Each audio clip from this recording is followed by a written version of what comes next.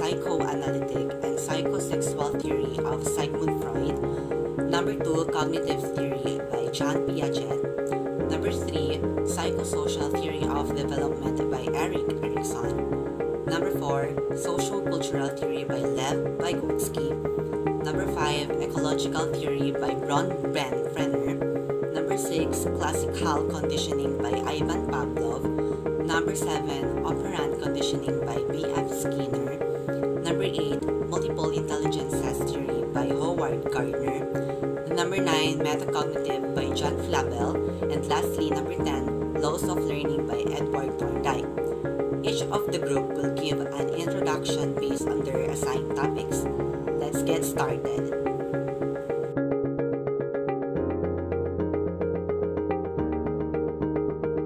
Good evening, Coach, and good evening to my fellow classmates. I am Alex Reyusne from Itilet, ICT 1D, and I will discussing the two theories, which is the psychoanalysis and the psychosexual theories. So I will discussing these two I will begin with giving some facts with these two theories. So I will give the first theory, which is the psychoanalysis. So the psychoanalysis focus on the development of the personality of a person, and it also guide in a clinical method and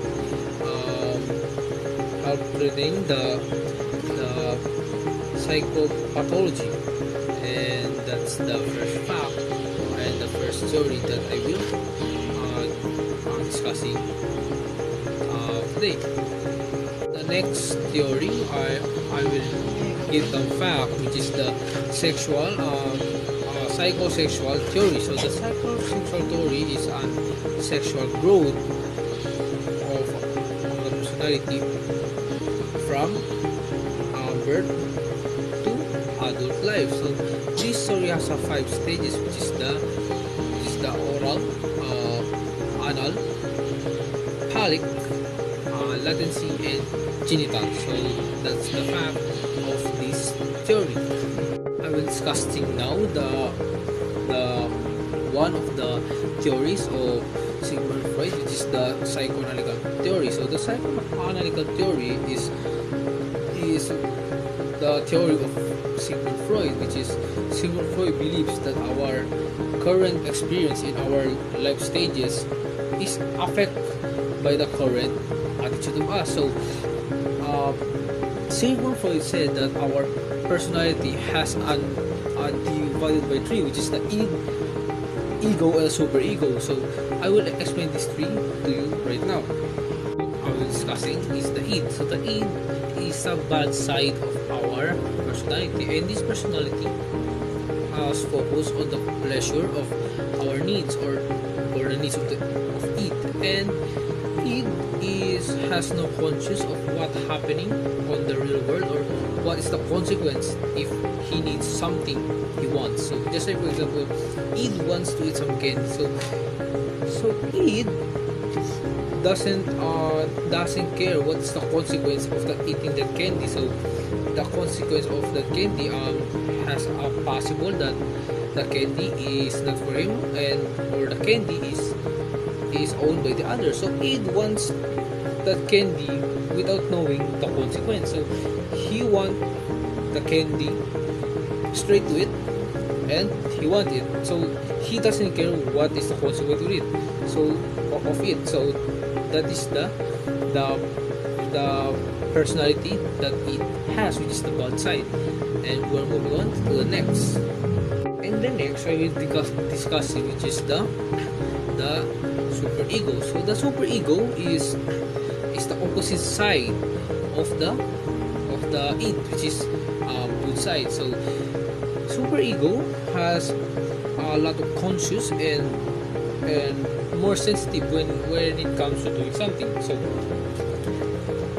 superego is just like an angel for the vote of those personality. Just like, for example, if you are doing some bad things, just like, for example, smoking. So super ego tells that more more more possibility that will bad happen to you if you try to smoke. So super ego tells all the consequence that it might happen if you try to smoke. So that is the purpose of the super ego, which is giving you the side effects of what you are doing, and it's the opposite side of the id.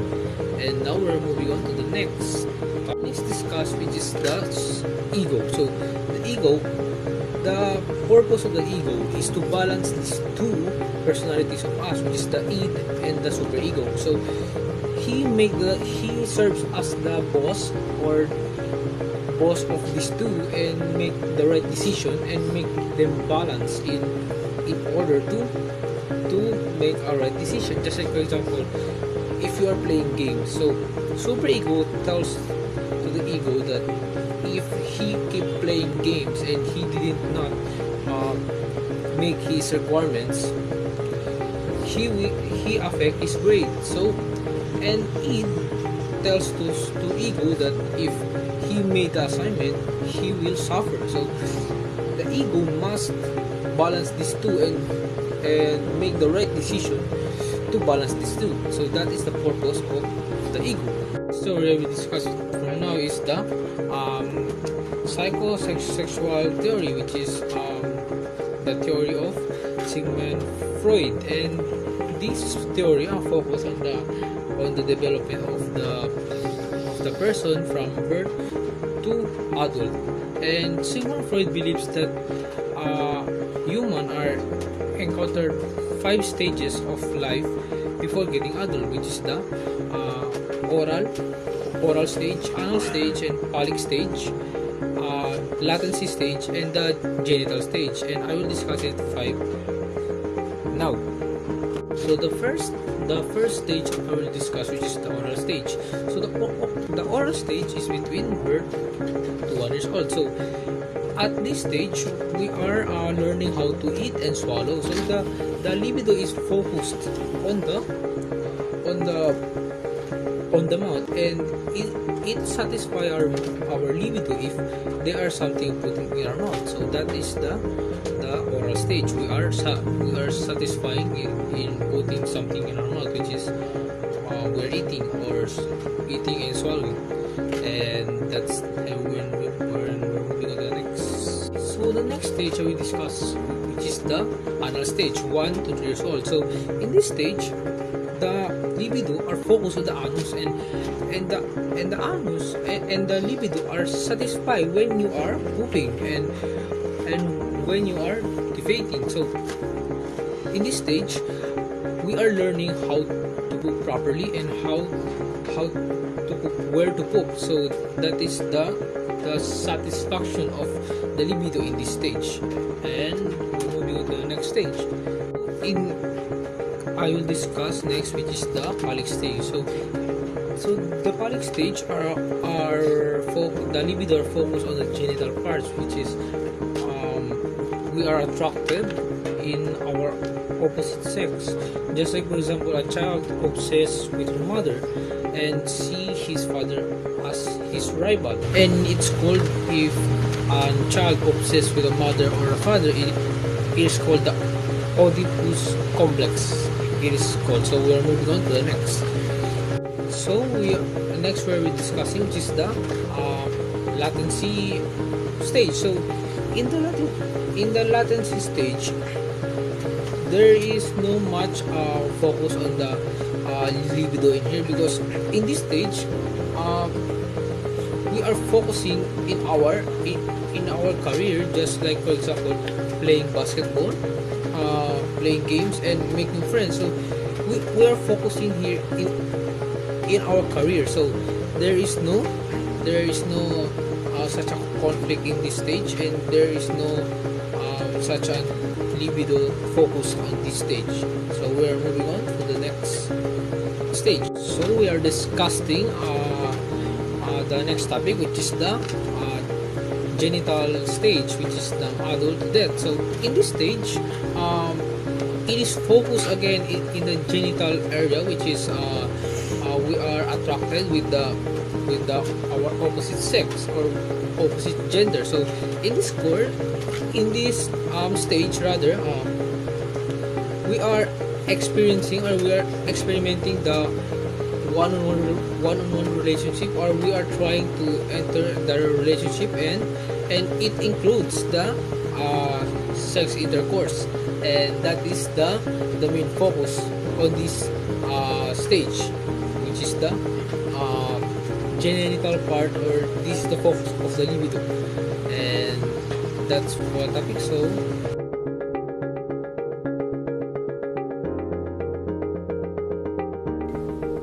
Good day, Coach Jude Martinez, and to my fellow classmates.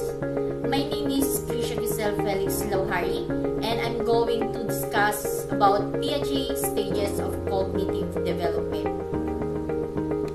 Jean Piaget theories of cognitive development suggest that intelligence changes as children grow. A child's cognitive development is not just about acquiring knowledge.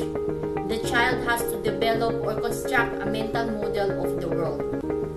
Cognitive development occurs through the interactions of innate capacities and environmental events, and children pass through a series of stages.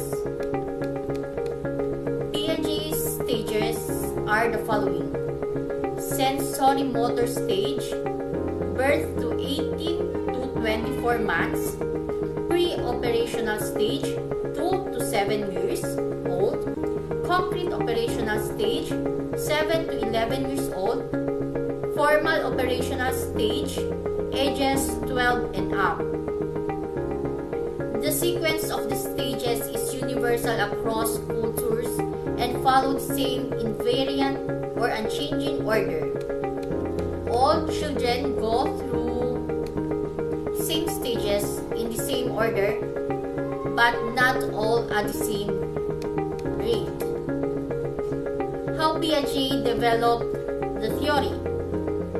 Piaget was employed at the Binet Institute in the 1920s, where his job was to develop French version of questions on English intelligence test. He became intrigued with the reasons children gave for the wrong answer to the questions that required logical thinking. These are the stages of cognitive development. The first stage is the sensory-motor stage, ages birth to 2 years. Major characteristic and development changes. During this stage, the infant lives in the present. It does not yet have a mental picture of the world stored in its memory. Therefore, it does not have a sense of object permanence. If it cannot see something, then it does not exist.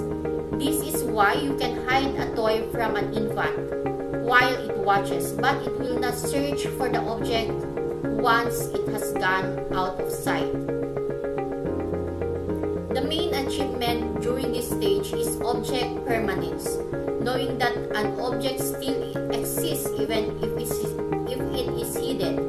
It requires the ability to form a mental representations of the object.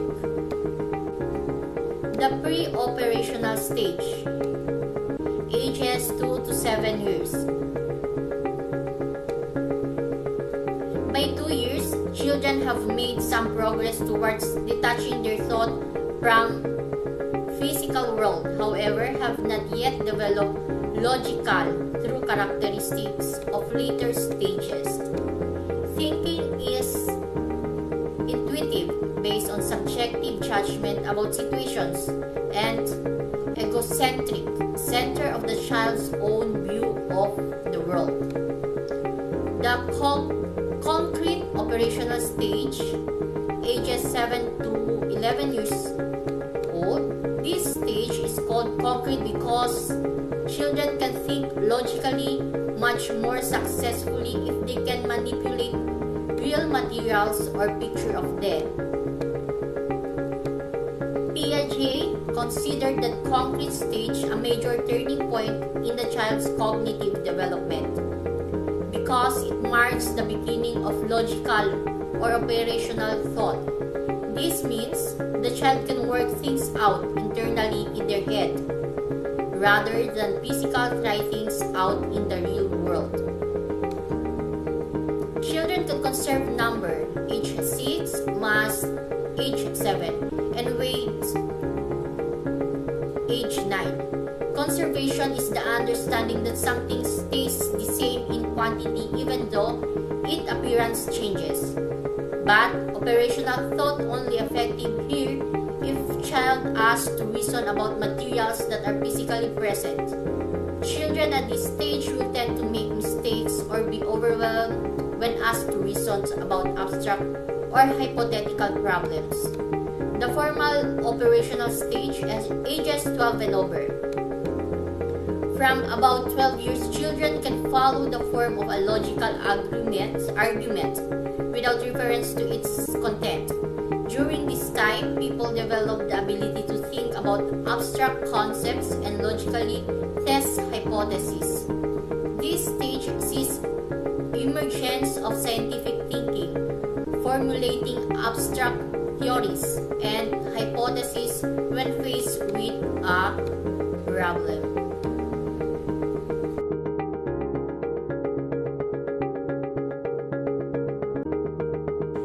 Psychosocial Theory of Development by Erik Erikson. Erik Erikson was an ego psychologist who developed one of the most popular and influential theories of development. Erikson maintained that personality develops in a predetermined order through 8 stages of psychosocial development from infancy to adulthood. During each stage, the person experiences a psychosocial crisis which could have a positive or negative outcome for personality development. The stages that make up his theory are as follows. First stage is the trust versus mistrust. Stage 2, autonomy versus shame and doubt. Stage 3, initiative versus guilt. Stage 4, industry versus inferiority.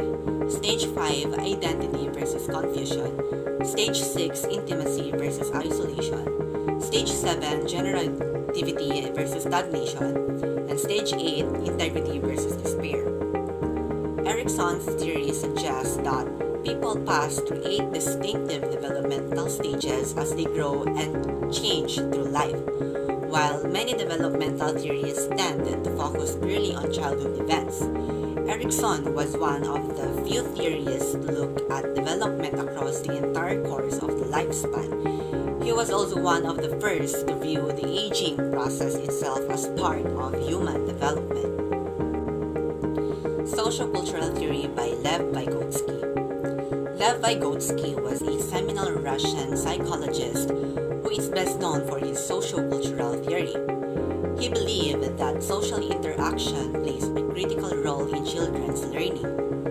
Through such social interactions, children go through a continuous process of learning. Vygotsky noted that culture profoundly influences this process. Imitation, guided learning, and collaborative learning all play a critical part in his theory. Vygotsky believed everything is learned on 2 levels. First, through interaction with others, and then integrated into the individual's mental structure. The trust versus mistrust stage is the first stage of psychologist Erik Erikson's theory of psychosocial development. This stage begins at birth and lasts until your child is around 18 months old. According to Erikson, it is the most important period of your child's life, as it shapes their view of the world as well as their overall personality. Erikson believed that early patterns of trust help children build a strong base of trust that's crucial for their social and emotional development. If a child successfully develops trust, they will feel safe and secure in the world. You're essentially shaping their personality and determining how they will view the world. The primary way you can build trust with your baby is to respond when they try to communicate with you. Because babies can't use words to express themselves, they use nonverbal strategies to communicate what they're thinking and feeling at all times. Crying is one of the most common strategies babies use to communicate with their caregivers, and it carries different meanings. Every baby communicates differently. So becoming familiar with your baby's communication style is the key to success at this stage. Noticing and responding to these signals, whether they are cries, body movement, cues, or even words, help them learn to trust you and the world around them.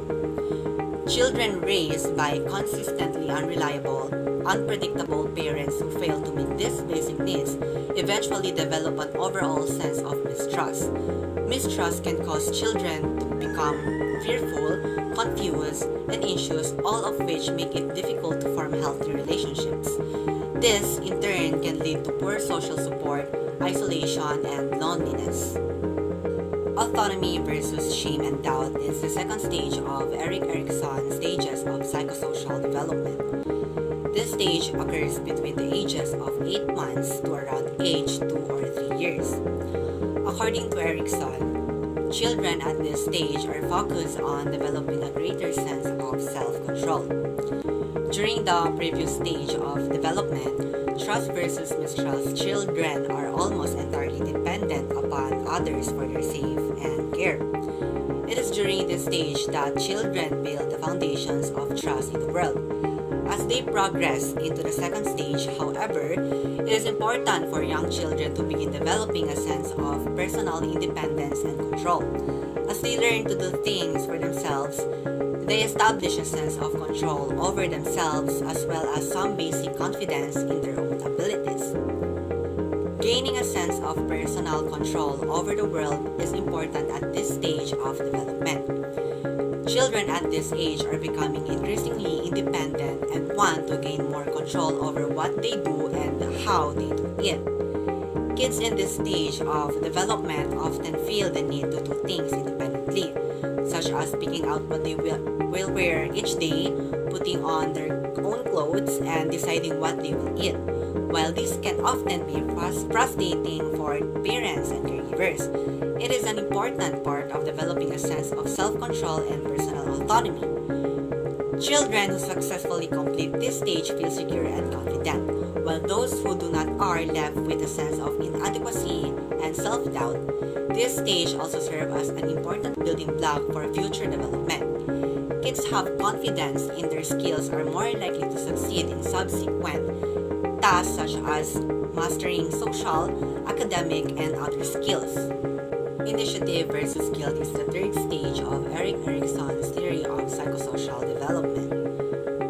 This stage occurs during the preschool years, between the ages of 3 and 5. During the initiative versus guilt stage, children begin to assert their power and control over the world through directing play and other social interaction. If they have successfully completed the earlier two stages, kids now have a sense that the world is trustworthy and they are able to act independently. Now, it is important for kids to learn that they can exert power over themselves and the world. They need to try things on their own and explore their own abilities.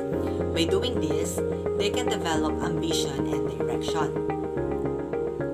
This stage can sometimes be frustrating for parents and caregivers as children begin to exercise more control over the things that impact their lives. Such decisions can range from the friends they play with, the activities they engage in, and the way that they approach different tasks. Parents and other adults might want to guide children towards certain friends, activities, or choices, but children might resist and insist on making their own choices. While this might lead to some conflicts with parental wishes at times, it is important important to give kids a chance to make such choices. However, it is important that parents continue to enforce safe boundaries and encourage children to make good choices through the use of modeling and reinforcement. During this stage, it is important for caregivers to encourage exploration and to help children make appropriate choices. Caregivers who are discouraging or dismissive may cause children to feel ashamed of themselves and to become overly dependent upon the help of others. So what does Erikson mean by guilt? Essentially, kids who fail to develop a sense of initiative at this stage may emerge with a fear of trying new things. When they do direct efforts towards something, they may feel that they are doing something wrong. While mistakes are inevitable in life, kids with initiative will mistakes happen and they just need to try again. Children who experience guilt will instead interpret mistakes as a sign of personal failure and may be left with a sense that they are bad. Industry versus inferiority is the fourth stage of Erik Erikson theories of psychosocial development, which happens after the third stage of initiative versus guilt. The stage occurs during childhood between the ages of approximately 6 and 11. School and social interaction play an important role during this time of child's life. A child's social world expands considerably as they enter school and gain new friendship with peers. Through social interactions, children begin to develop a sense of pride in their accomplishments and abilities. During the earlier stages, a child's interaction centered primarily on caregivers, family members, and others in their immediate household. As the school years begin, the realm of social influence increases dramatically. Friends and classmates play a role in how children progress through the industry versus inferiority stage. Through proficiency at play and schoolwork, children are able to develop a sense of competence and pride in their abilities. By feeling competent and capable, children are able to also form a strong self-concept. During social interactions with peers, some children may discover that their abilities are better than those of their friends, or that their talents are highly prized by others. This can lead to feelings of confidence. In other cases, kids may discover that they are not quite as capable as other kids, which can result in feelings of inadequacy. During the industry versus inferiority stage, children become capable of performing increasingly complex tasks. As a result, they strive to master new skills. Children who struggle to develop this sense of competence may emerge from this stage with feelings of failure and inferiority. This set the stage for later problems in development. People who don't feel competent in their ability to succeed may be less likely to try new things and more likely to assume that their efforts will not measure up under scrutiny. Identity versus confusion is the fifth stage of ego in psychologist Erik Erikson, the theory of psychosocial development. This stage occurs during adolescence between the ages of approximately 12 and 18. During this stage, adolescents explore their independence and develop a sense of self. As they transition from childhood to adulthood, teens may begin to feel confused or insecure about themselves and how they fit into society. As they seek to establish a sense of self, teens may experiment with different roles, activities, and behaviors. According to Erikson, this is important to the process of forming a strong identity and developing a sense of direction in life. One of the main elements of Erikson's psychosocial stage theory is the development of ego identity. It is the conscious sense of self that we develop through social interaction, which is constantly changing due to new experiences and information we acquire in our daily interactions with others. No matter where you are in your life, there are things you can do to help build a stronger sense of identity. For example, Thinking about what your values are helps solidify your identity. Core values are those things that are really important and meaningful to you and that motivate you and guide your decisions. It's important to spend time alone to get to know yourself better. Those quiet moments can help you focus on your priorities and improve your sense of self. Relatedly, learn to practice self-compassion, which can help you better understand and accept your flaws and limitations.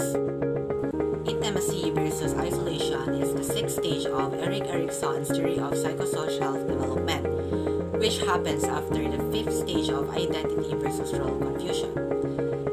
This stage takes place during young adulthood between the ages of approximately 19 and 40. The major conflict at this stage of life centers on forming intimate, loving relationships with other people.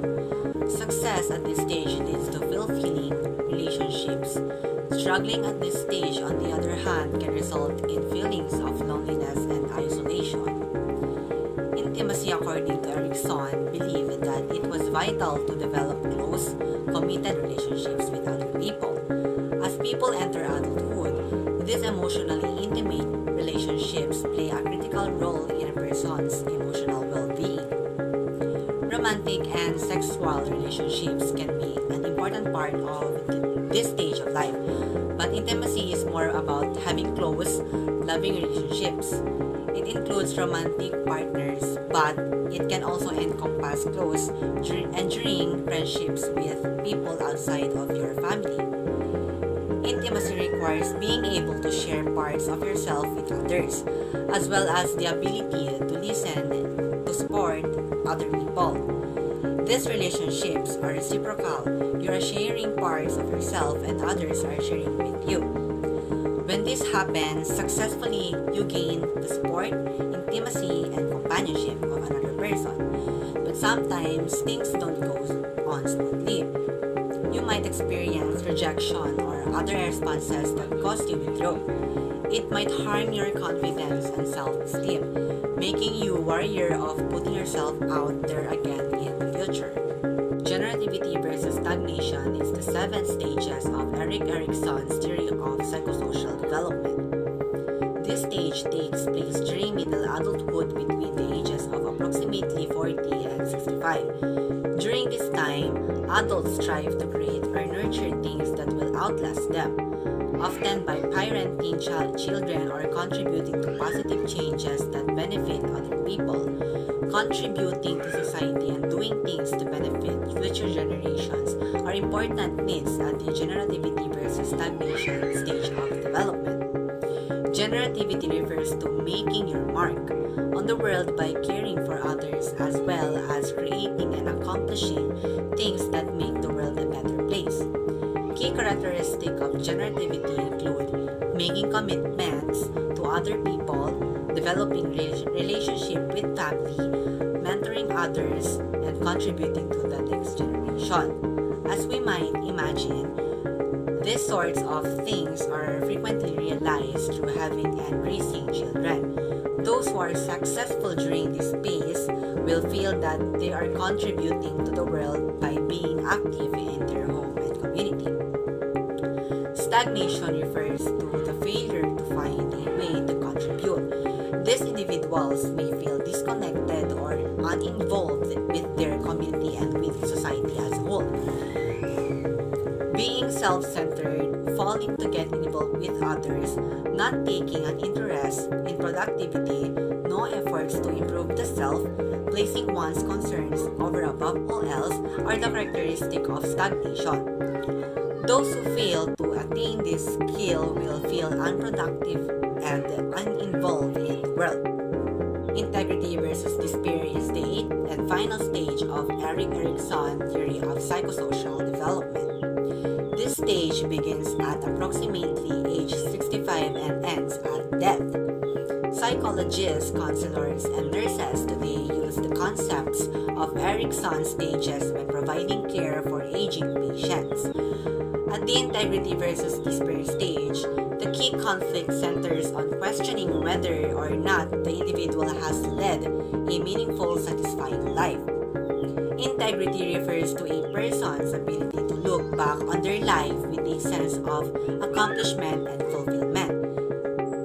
A characteristic of integrity includes acceptance, a sense of wholeness, lack of regret, feeling at peace, a sense of success, and feelings of wisdom and acceptance.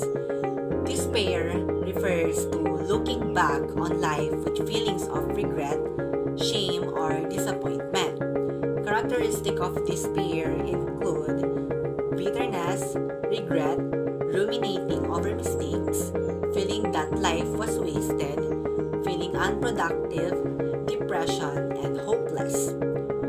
During the integrity versus despair stage, people reflect back on the life they have lived and come away with either a sense of fulfillment from a life well lived or a sense of regret and despair over a life misspent. According to Erickson's theory, individuals don't experience integrity or despair all the time. Instead, most healthy individuals experience a balance between each as they begin to make sense of their lives. The psychosocial theory of Erik Erikson states that every individual has surpassed the stage from infancy to adulthood. In my personal experiences, I can relate to each of the stages from 1 to 6 because when I was a child until today, I experienced conflicts between myself and the people surrounding me. There are times like this when I feel isolated because nobody wants to interact with me.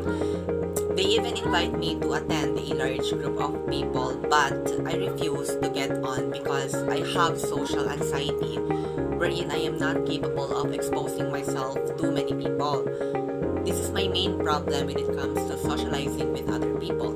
For example, when a group of people passes through me, I don't know what to do. I will just go to another pathway just to avoid them. This happens when I am alone and passing by, but when I am with my friends, I feel more comfortable.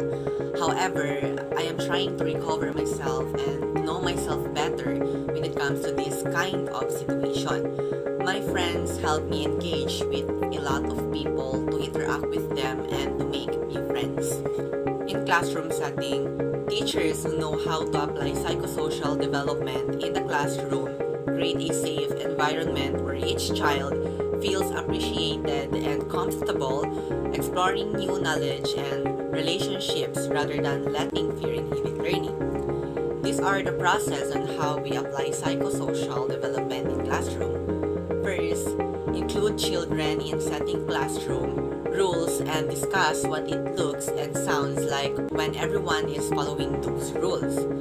Make a list of classroom duties and let students take charge of these jobs to help the classroom run smoothly. Second, model empathy to teach children to be sensitive to the needs of others. Role-play different situations with children and discuss how they want to be treated when they are in like circumstances. This encourages them to think beyond themselves. Third, demonstrate frequently that learning from mistakes and moving forward is more important than perfection. Teach children that they should never laugh at, ridicule, demean, or ignore someone who is having trouble socially or academically, but rather offer help and encouragement. Fourth, focus on recognizing success. Leave the mistakes of the past in a vat of oblivion and help children build confidence in what they do best. And lastly, provide choices rather than one static assignment, which allow children to express their understanding at the level and in the mode where they can best shine. Art and music, projects, multimedia presentations, written reports, oral reports, etc. Socio-cultural theory grew from the work of seminal psychologist Lev Vygotsky, who believed that parents, caregivers, peers, and the culture culture at large were responsible for developing higher order functions. According to Vygotsky, learning has its basis in interacting with other people. Once this has occurred, the information is then integrated on the individual level. Sociocultural theory focuses not only how adults and peers influence individual learning, but also on how cultural beliefs and attitudes affect how learning takes place. According to Vygotsky, children are born with basic biological constraints on their minds. Each culture, however, provides tools of intellectual adaptation. These tools allow children to use their abilities in a way that is adaptive to the culture in which they live. For example, while one culture might emphasize memory strategies such as note-taking, another might use tools like reminders or note memorization. In classroom settings, teachers may first assess students to determine their current skill level. Educators can then offer instruction that stretches the limits of each child's capabilities. At first, the student may need assistance from an adult or a more knowledgeable peer, but eventually, their zone of proximal development will expand. Teachers can help promote this expansion by planning and organizing their instruction and lessons. For example, the teacher might organize the class into groups where less skilled children are paired with students who have a higher skill level, using hints, prompts, and direct instruction to help kids improve their ability levels. Scaffolding, where the teacher provides specific prompts to move the child progressively forward toward a goal. Types of play that can foster learning include imagery play, role-playing, games, and reenactments of real events. Such activities help promote the growth of abstract thought. In sociocultural theory, I have realized that social interactions with parents, peers, and friends help me a lot to gain new knowledge. Moreover, socializing with others people help me to construct knowledge based on their ideas and thoughts by the process of collaborating. The benefits also of this social interaction with others are important because if you don't have any idea about the concepts or any particular situation, we tend to ask someone or work together to build a new knowledge. Just like me, I usually ask someone to clarify something for me to understand as well as to learn.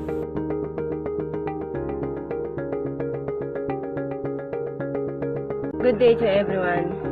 My name is Nasana Abdurraja. We'll be discussing the ecological theory by Bronfenbrenner. The ecological theory by Yuri Bronfenbrenner. So, he was a Russian-born American developmental psychologist who is known for his ecological system theory of a child development. It offers a framework through which community psychologists examine individuals' relationship. It is also commonly referred to as an ecological system framework. This model, also known as bioecological system, this theory presents child development within the context of relationships that comprise the child environment. So, what are the main points of Bronfenbrenner's theory? So, he believed that a person's development was affected by everything in their surrounding environment. He divided the person environment into 5 different microsystems: the mesosystem, the exosystem, the macrosystem, and the chronosystem. So, the ecological system theory holds that we encounter different environments throughout our lifespan that may influence our behavior in varying degrees. The first level is the microsystem. The microsystem setting is the direct environment we have in our lives. Your family, friends, classmates, teachers, neighbors, and other people who have a direct contact with you include your microsystem. The microsystem is the setting in which we have direct social interaction with these social others. So, The theory states that we are not more recipients of the experiences we have when socializing with the people in the microsystem environment, but we are contributing to construction of such environment. For the second level, it is the mesosystem. The mesosystem involves the relationship between the microsystem in one's life. This means that your family experience may be related to your school experience. For example, if a child is neglected by his parents, he may have a low chance of developing positive attitude towards his teacher. Also, this child may feel awkward in his presence of peers and may resort to withdrawal from a group of classmates. Level 3, the exosystem. This setting in which here is a link between the context wherein the person does not have any active role and the context wherein is actively participating. Suppose a child is more attached to his father than his mother. The father goes abroad to work for several months or years, so there may be a conflict between the mother and the child's social relationship. Or on the other hand, this event may resort to a tighter bond between the mother and the child while their father are still in abroad. Stage 4, the macro system. The macro system setting is the actual culture of an individual. The cultural context involves the socio-economic status of the person and or his family, his ethnicity or race, and living in a still developing or a third world country. For example, if you're already in a 30 years of age, so this includes that you are a poor family, so it makes you to hard work every day. You need to work harder for your family and for yourself in order to survive in this world. Let's proceed now to the last stage, the chronos system. The chronos system includes the transition and shifts in one's lifespan. This may also involve the socio-historical context that may influence a person. One classic example of this is how diverse. As a major age transition, it may affect not only on the couple relationship but also their children's behavior. According to a majority of research, children are negatively affected on the first years of the divorce, after the divorce. So, the next year, after it would reveal that the interaction within the family becomes more stable and agreeable. The classical conditioning by Ivan Pavlov. The classical conditioning is a way of learning where a stimulus that triggers a biological response is paired with a new stimulus that then results in the same reaction.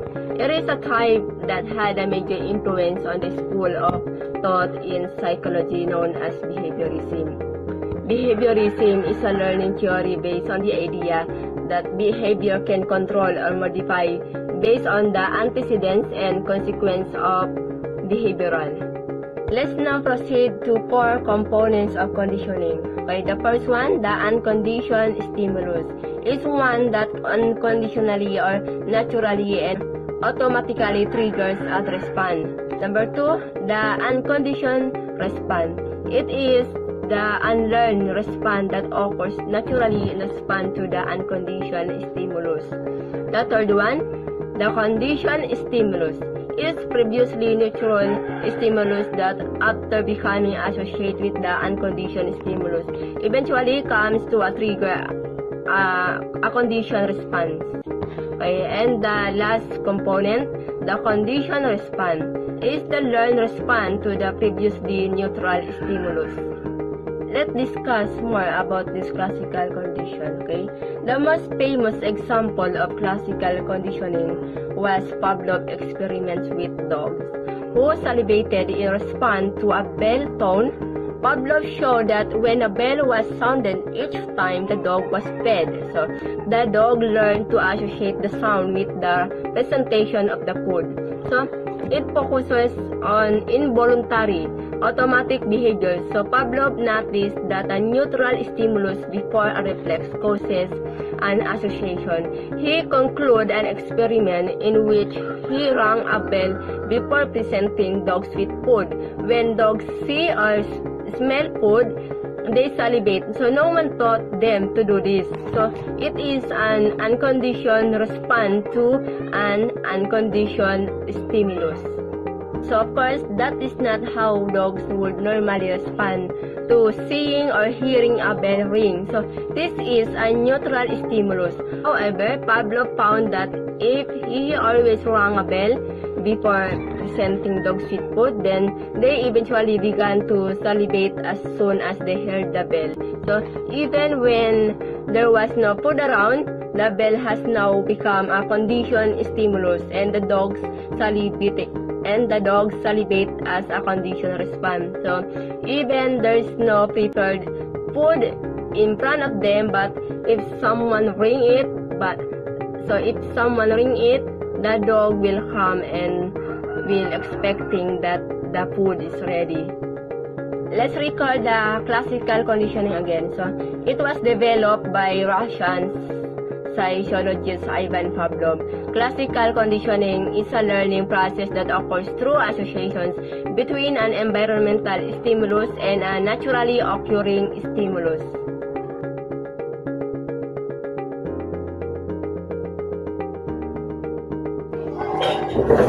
Good day, Coach Jude, and to my fellow classmates. Hi, I'm Kimberly Villacura from Vitaled ICT 1D. Let's tackle about operant conditioning by B.F. Skinner and multiple intelligence theory by Howard Gardner. Operant conditioning describes learning that is controlled and results in shaping behavior through the reinforcement of stimuli-response pattern. The theory of B.F. Skinner is based upon the idea that learning is a function of change in overt behavior. The distinctive characteristic of operant conditioning relate to the previous form of behavior received. Is the organism can emit response instead of only eliciting response due to an external stimulus. As I observed the operant conditioning by B.F. Skinner, this is a method of learning where we can receive a reward and punishment for our behavior. It always reflects on our behavior where the consequences of our response determine the probability of being repeated. It reflects on how the personal experience on how we show our behavior. There is always a consequence, it's either a reward or a punishment. But without trying something, we can't identify what range of learning that we earn. Applying operant conditioning in the classroom setting will be effective because you will identify easily the potential of your students that may lead there to decrease their disruptive behaviors and to learn something that will help them to learn and grow. And now, let's proceed to Howard Gardner's theory of multiple intelligences. Propose that the people are not born with all of the intelligence they will ever have. This theory changed the traditional notion that there is one single type of intelligence, sometimes known as G for general intelligence, that only focuses on cognitive abilities.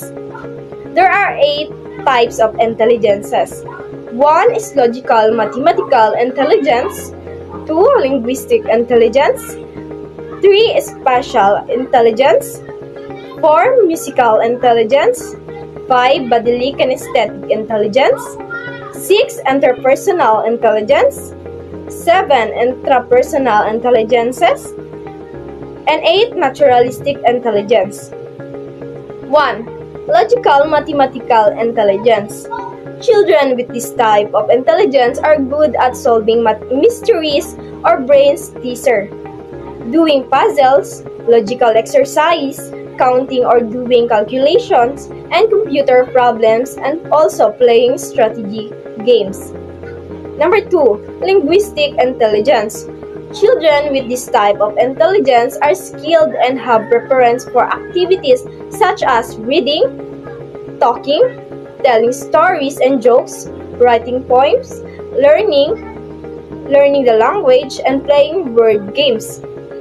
3. Spatial intelligence. This type of intelligence shows patterns that prove the kid's capability to think in the 3 dimensions. People who develop spatial intelligence are good at solving spatial problems, such as drawing and painting, reading maps, looking at pictures, solving maze, or playing construction games. Number 4. Musical intelligence. It is a type of children with an innate ability to learn different sounds, which translate into a great ability to sing, listen to music, play instrument, compose song, and enjoy concerts and follow different rhythms. This type of intelligence may notice of keys notes others do not and can easily memorize songs and tunes. Number 5. Bodily kinesthetics intelligence.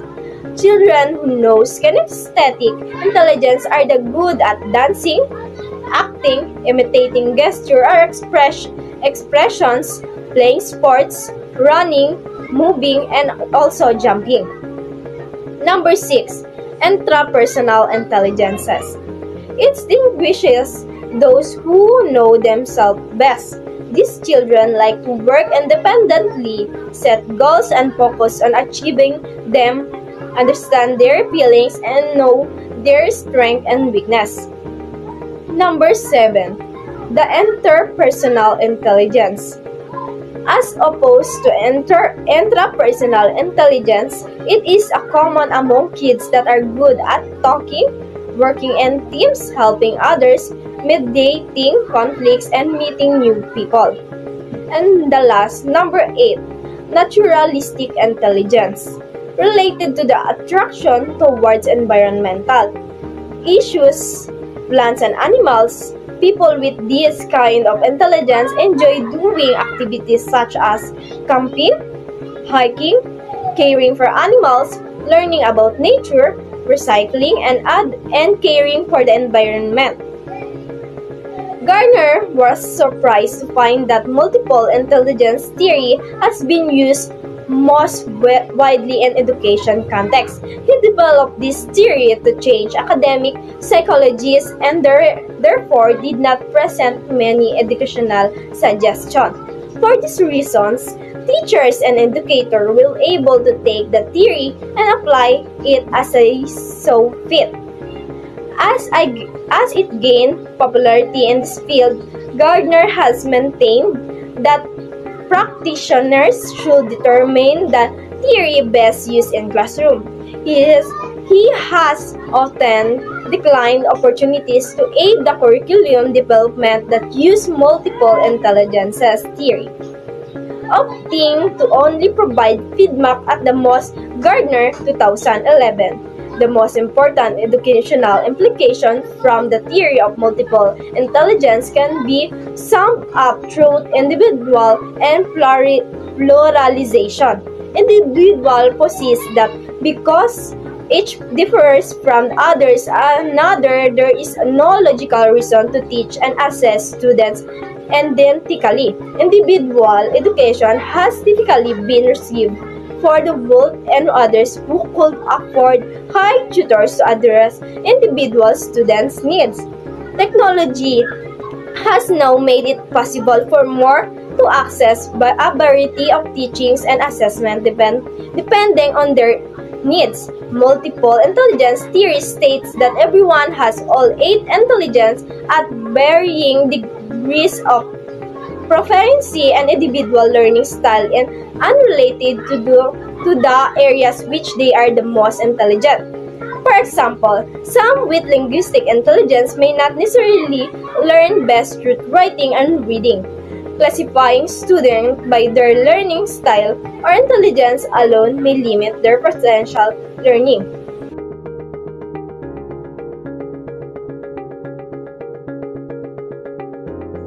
Good day everyone, I am Marian Andico and I am going to discuss about metacognitive by John Flavel. So this theory was first proposed by John H. Flavel, an American professor and child psychologist in the 1970s. So meta means beyond and cognition means thinking. So metacognitive strategies involve reflecting on and regulating how you think. This theory was developed over a series of years.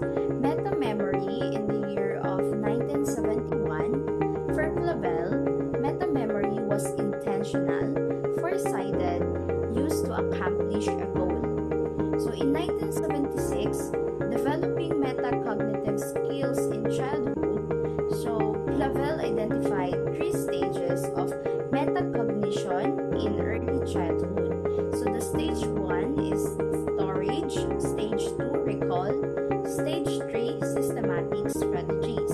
In 1979, Flavel proposed 4 different classes of metacognition.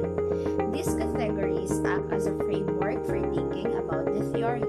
So the 4 classes of metacognition are: first, the metacognitive knowledge; second, the metacognitive experiences; third, tasks or goals; and lastly, strategies or activities. So metacognitive knowledge is a person's beliefs about how they can affect their own cognition. A person who believes they have the ability to control their own cognitive processes, and this person is likely more motivated to try to control their thoughts processes than someone who does not believe in their own ability to control their thoughts. It is widely accepted as a useful way of explaining a type of thinking that is considered very advanced. So educators should provide meta-thinking strategies to students to help them study and self-assess. So metacognitive theory is the theory of knowledge that is interested in how humans can actively monitor and regulate their own thought processes. Meta-memory in 1971, Flavel proposes the term meta-memory to explain thinking about how we store and recall information.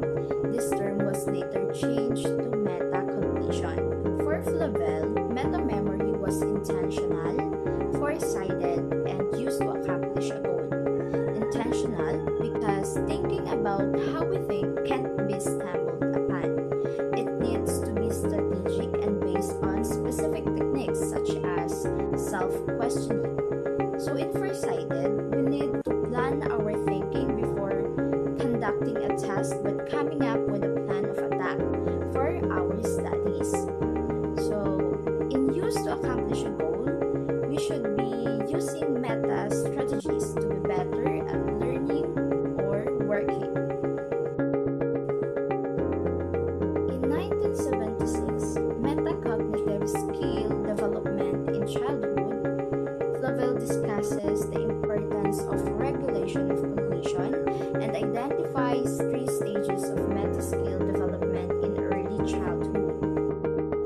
So the 3 stages of metacognition in early childhood are storage, recall, and the systematic strategies.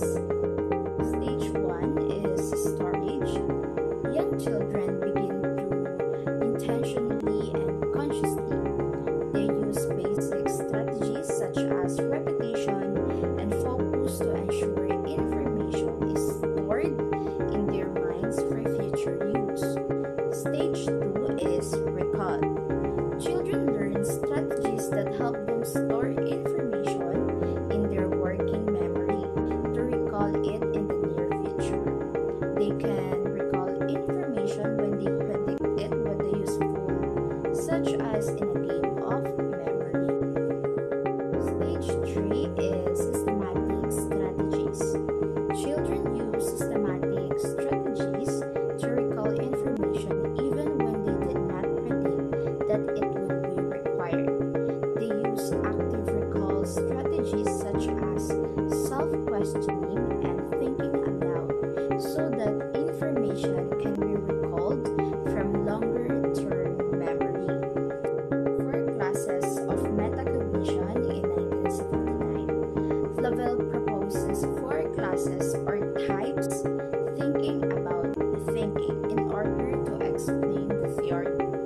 So the 4 classes of metacognition are: first, metacognitive knowledge; second, metacognitive experiences; third, tasks or goals; and lastly, strategies or activities. So metacognitive knowledge is a person's beliefs about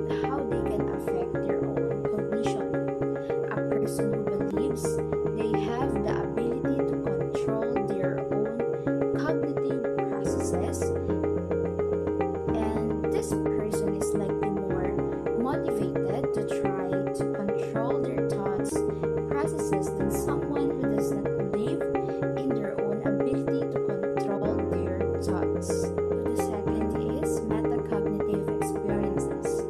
Metacognitive experiences are a person's own in the moment subjective applications of their meta thinking to achieve tasks. Flavel suggested that this is a stream of consciousness process. Examples includes connecting one current event to a past event, providing personal feedback throughout the task to ensure you are using the right thought processes to succeed, measuring progress or likelihood of success at any one time.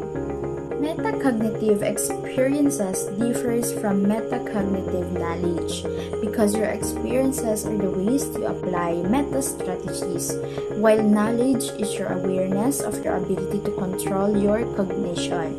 Third is tasks or goals.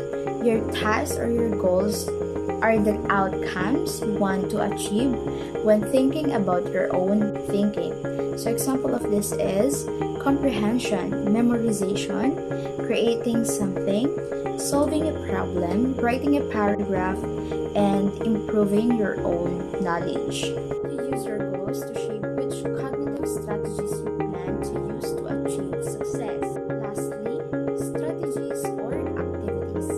Metacognitive strategies are all the strategies you can use to achieve your cognitive goals. This can include self-questioning, the ability to ask yourself when going throughout your work to ensure you're doing it to the best of your ability. Flavel said that metacognition is the knowledge you have of your own cognitive processes. So it is your thinking. So it is your ability to control your thinking processes through various strategies such as organizing, monitoring, and adapting. Example of metacognitive that can apply in classroom are recognize that they have troubled in a specific topic, think about the problems they have solved before and the strategies they used, apply these strategies, assessing whether they are working or not, and try a different strategy if the one they are using is not effective, and also reflect on how they performed in this task and use this to inform their future work. So teacher can facilitate metacognition by modeling their own thinking aloud and by creating questions that prompt reflective thinking in students. So now I'm going to discuss about the law of learning by Edward Thorndike.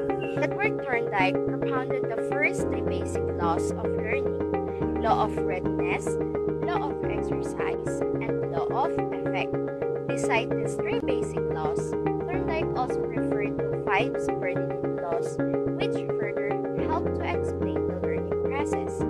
These are law of multiple response, law of set or attitude, prepotency of elements, law of response by analogy, and law of associative shifting. Edward Thorndike developed the first 3 laws of learning: readiness, exercise, and effect. He set also the law of effect, which means that any behavior that is followed by pleasant consequences is likely to be repeated, and any behavior followed by unpleasant consequences is likely to be avoided. Edward Thorndike propounded the first 3 basic laws of learning: readiness, exercise, and effect. So the law of readiness means that learning takes place when an action tendencies arose. So in law of exercise, it means that drill or practice helps in increasing efficiency and durability of learning. Law of effect means that any behavior that is followed by pleasant consequences is likely to be repeated. Besides these 3 basic laws, Thorndike also referred to 5 subordinate laws which further help to explain the learning process. These are law of multiple response, means a change or variation in response till an appropriate behavior is arrived. Second is law of set or attitude, means learning is affected more in the individual if he is set to learn more or to excel. So third is the prepotency of elements, means learner would react selectively to the important or essential in the situation, neglecting the non-essential features, thus leading to analytical and insightful learning. Fourth is the law of response by analogy, means utilizing all experiences in new situation. And lastly, law of associative shifting, means we may get a response from learner with another situation to which he is sensitive.